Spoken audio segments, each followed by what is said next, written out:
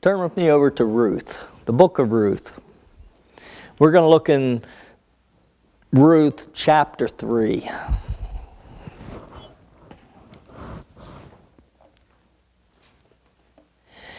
So far in our study in the book of Ruth, we have revealed about Ruth's noble choice, where she will go with Naomi, expressing the great love for her mother-in-law, willing to forego home and religion and adapt to Israel and the true God.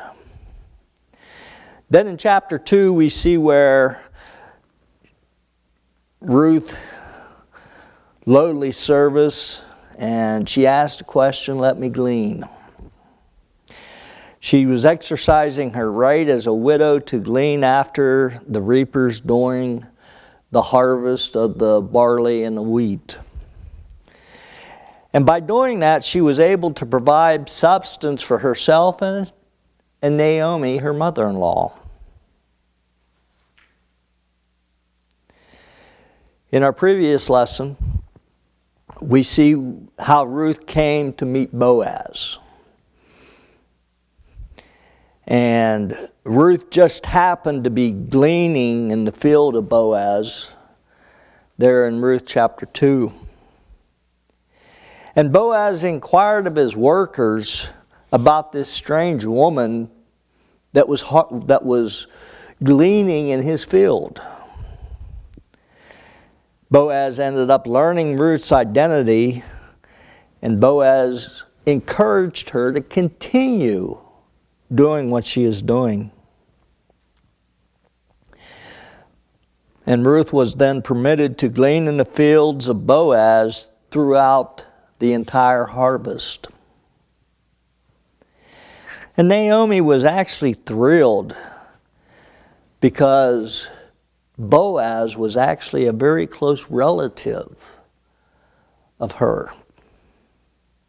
So with the advice of her mother-in-law, Ruth makes a tender plea that will promote Boaz to fulfill an obligation that was due the family of Elimelech. Then chapter 3 begins.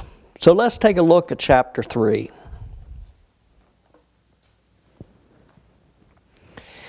Chapter 3, verse 1, Then Naomi, her mother-in-law, said to her, "My daughter, shall I not seek security for you, that it may be well with you?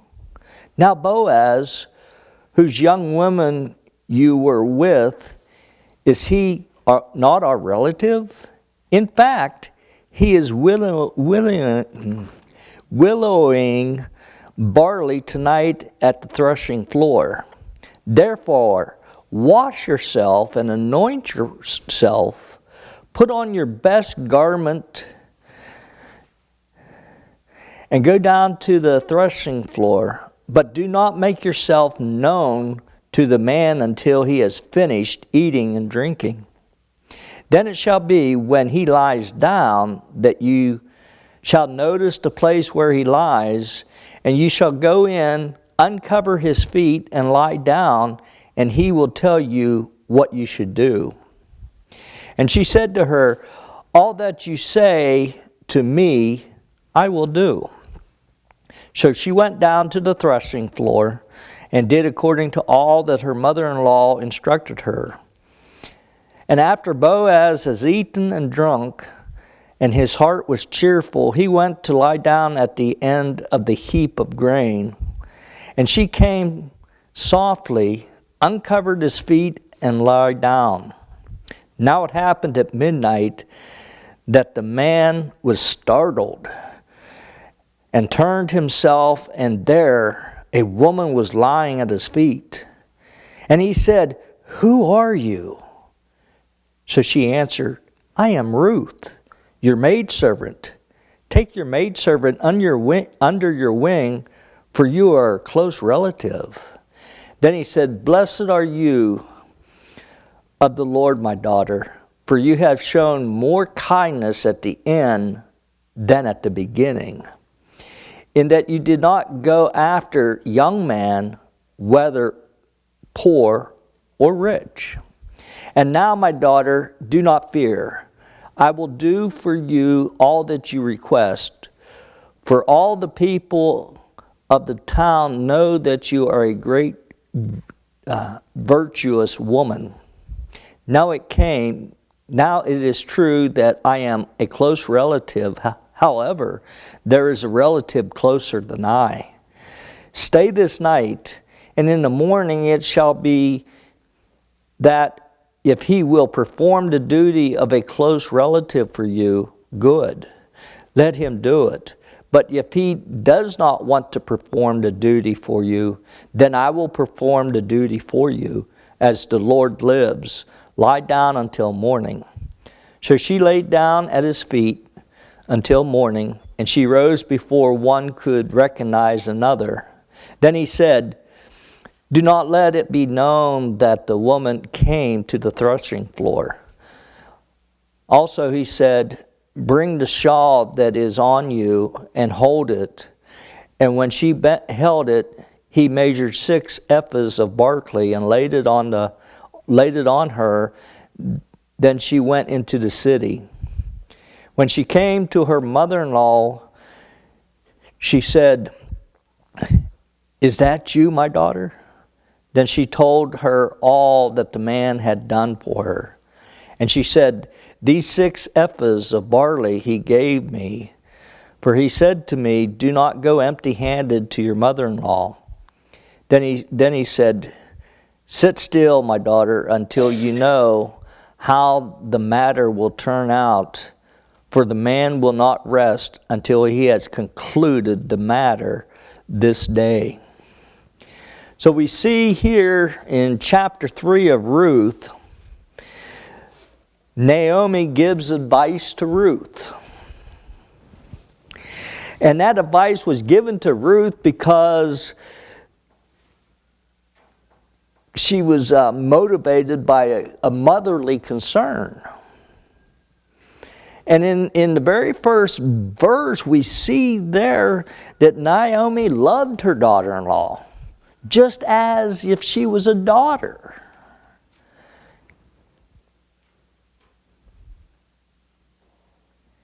And then Naomi was also concerned for Ruth's security and well-being. And the security here, and in the King James Version uses the word rest, and it implies benefits that are actually found in marriage.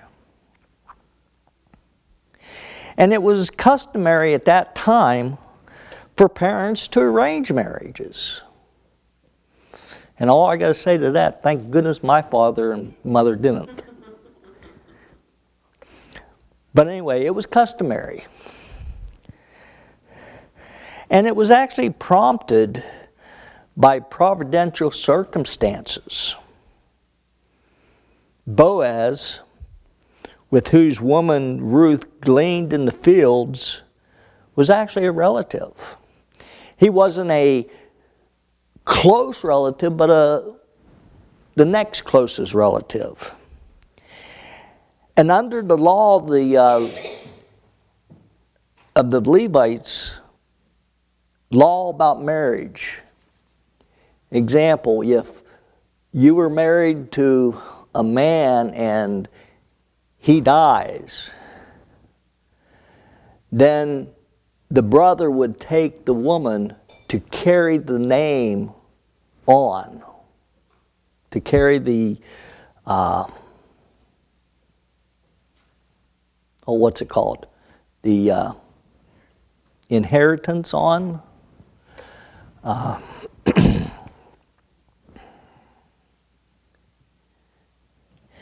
And really, if you think about it, every time when Ruth went out into the fields to glean, and she would come back, she always talked about Boaz, on how nice he was, and how polite he was, and how much he'd done for her. And Naomi heard this and interpreted his kindness as being interested in Ruth. So anyway, Naomi explains to Ruth, Boaz is going to be at the widowing barley at the threshing floor. And what that is actually is when the barley or wheat or whatever is harvested, it is cut off short close to the ground, and then all that is gathered and taken to the threshing floor. And they thresh out and stomp out the grain. Then they would throw it up in the air, and the wind would take the chaff, in which was the stuff that we didn't want, the stalks and the stems and things like that. And that would be blown off, and what fell to the threshing floor would be the wheat, the things that they were looking for in harvesting. But anyway, the threshing floor would be located on a hill. And this one of Boaz was actually outside the city. It was not actually in the city, but it stated that it was outside the city. And being a farmer, when Boaz threshed all his wheat, at the end of the day, he would stay there to protect the things that was gathered. So Naomi knew that Boaz would do that, and that he would spend his night there protecting that. So Naomi devised to prompt a response.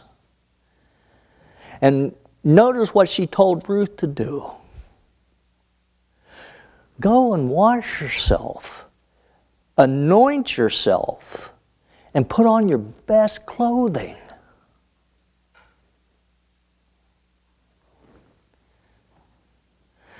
I remember when I proposed to Joanna. I took a nice shower and I put the cologne on that she liked, and put real nice jeans on and a nice shirt, and I proposed to her.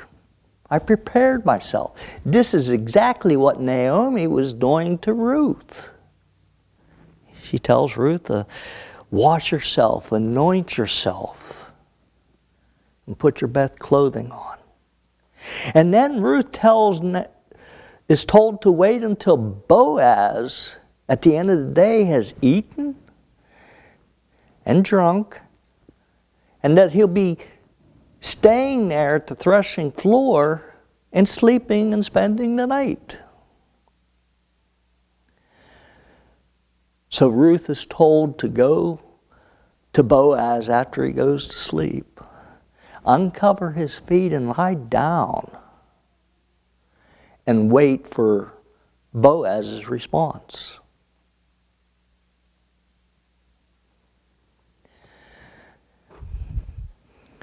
Actually, this was a custom at the time. It's like a marriage proposal. But anyway, at midnight, Boaz wakes up because he feels something. Ruth uncovered his feet and laid down by his feet.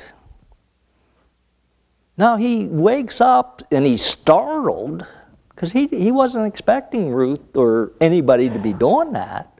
And he rolls over and he asks, "Who are you?" And I can imagine Ruth, "I'm Ruth."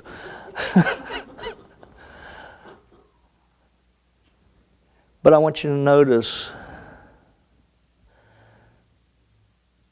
Ruth, how bold she was to do that.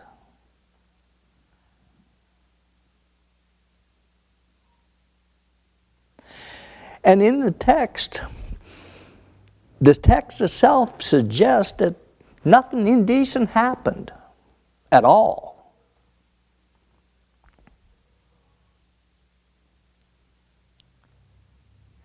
But we see where Ruth at the feet of Boaz, Ruth actually follows Naomi's advice. And Ruth goes down to the threshing floor, lies down according to what Naomi told her. And like I said, Boaz, he was startled by Ruth's presence. But I want you to notice what Ruth said after Ruth identified herself. She goes, "Take your maidservant under your wing."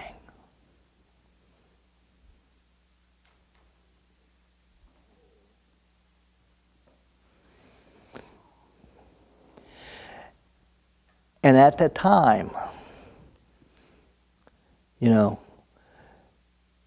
and in that region, it was a symbolic action asking for protection and a marriage proposal. And then we see where Ruth states to Boaz, "For you are a close relative." And that Boaz could fulfill the law of marriage, since Ruth was a widow.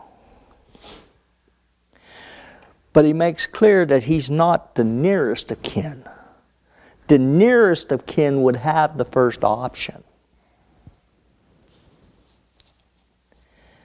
But Boaz, he responds with gratitude, honor, and kindness. And Boaz is very grateful for her kindness. And he makes the statement, that you showed me more kindness at the end than what you did at the beginning when you first got here.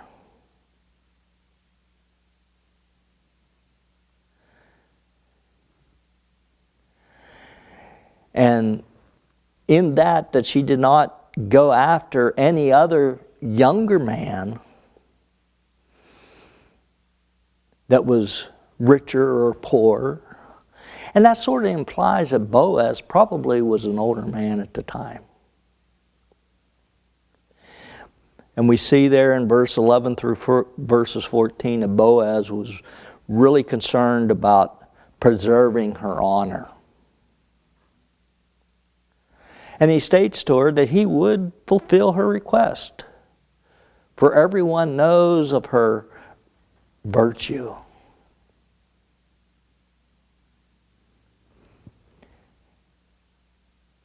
And in verse 11, in the New King Version, it says that you are a virtuous woman.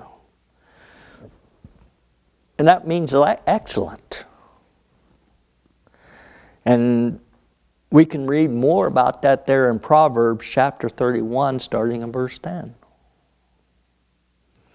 But Boaz gives her this great compliment. But he says, yet there is a kinsman nearer to her than he is.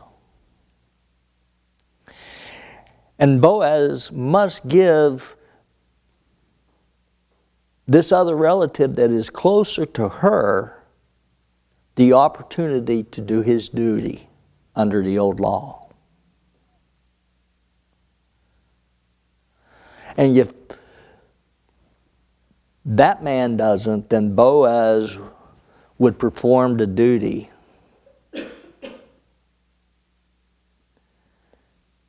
And then Boaz really, before that next day, Boaz preserves Ruth's reputation by having her stay until morning rather than leaving by the darkness of the night. And then Boaz turns around and tells his workers not to tell no one that Ruth was there. We see when Ruth arose, Boaz gave Ruth 6 ephahs of barley, because he didn't want her to go back to her mother-in-law, Naomi, empty-handed. Because Boaz knew that that was their substance, the things that they needed to survive.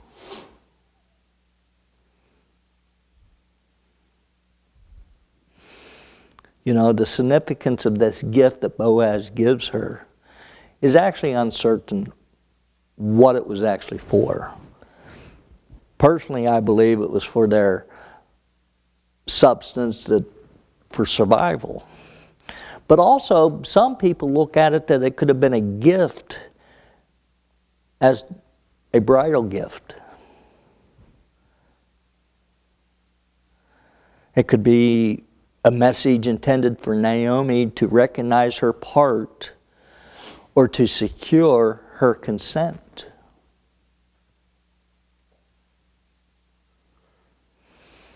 Maybe it could even been a cover for Ruth should anyone see her leaving. And with her leaving with the ephahs of grain, that can imply that she has been at work gathering it.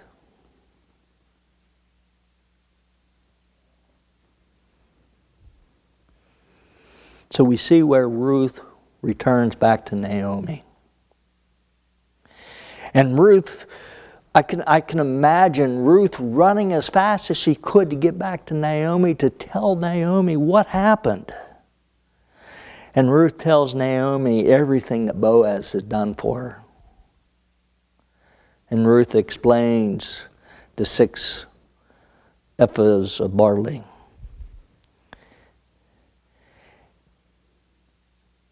And then Naomi gives Ruth some very good advice. In verse 18 we see where Naomi tells Ruth just to wait to see how things turn out, because Boaz that day is going to face this other man to see if he'll do what the law requires or if Boaz will take that role. And we see where Naomi was very confident that Boaz is going to act immediately upon that.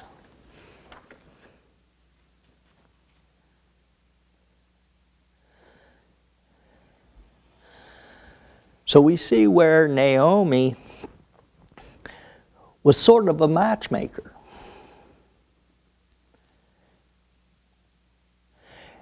And if you really look at the account, she certainly had given her plans some thought. And she correctly anticipated on what Boaz was going to react to and how he would react to it.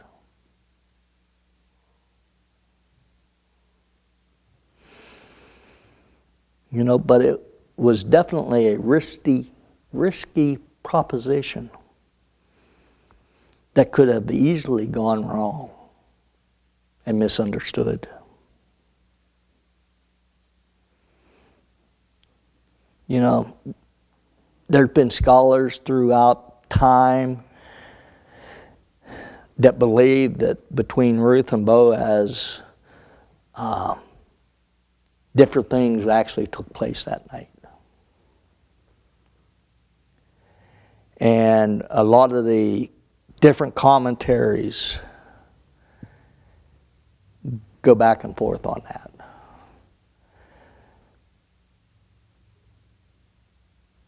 But in that time, that's how a marriage proposal was given. And then the other thing that we learn and gain out of this chapter is how noble of a character Boaz was. Boaz didn't send her away in the middle of the night. He told her, stay there, I'll protect you. Wait till morning, then you can go home. So we see Boaz's his kindness and a sense of priority. And we see his kindness and concern for the duty and the reputation that he has in this chapter. You know, the integrity of Boaz made it possible for Naomi to plan her proposition with a strong likelihood that he would respond in a proper manner. The benefit of having integrity is that people know how we will respond in a given situation. And I want you to think about this and the things that we learn about Boaz in this chapter. If you was put into that position in that time frame, would you have responded just like Boaz did? Something to seriously think about on the character of Boaz. So this afternoon, if anyone has any needs, why don't you come as we stand and we sing the song of invitation?